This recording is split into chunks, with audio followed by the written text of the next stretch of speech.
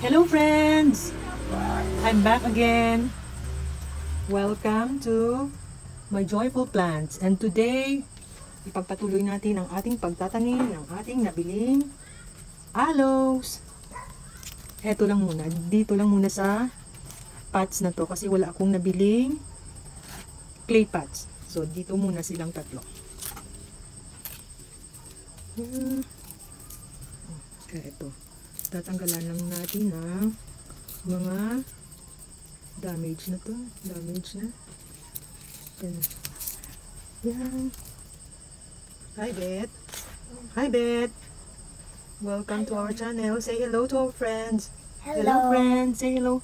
Hello. Jabe is my nephew who always helping me with our garden. Say hi again. Hi. Hi, friends. Say hi, friends. Hi, friends. Pakita ka. No. Ano? Nahihiya. Ayaw magpakita.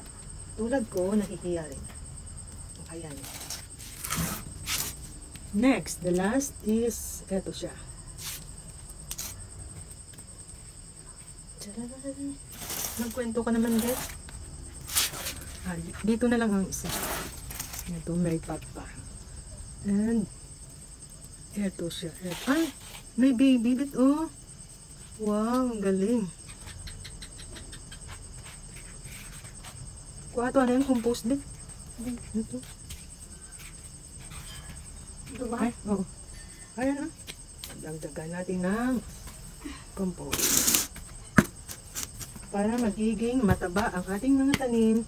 Ito po yung nilalagay ko. Ito po yung ginagamit naming pataba.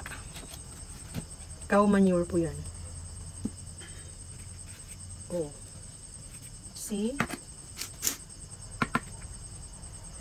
The best time to plant kasi is para sa akin yung mga gantong oras. Oh, ayan. So, hindi maganda. Next we have, wala na. Wala na tayong pots. Let's see. Eto na lang muna. Eto, we have potted 4 aloes. Ayan. 4 sila. 1, 2, 3, at 4. This is all for now, friends. See you again next time.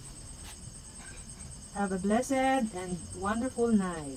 Thank you so much for watching. Hope you like it. Bye. Say bye, Beth. Bye. Bye, friends. Say bye, friends. Bye, friends. Love you.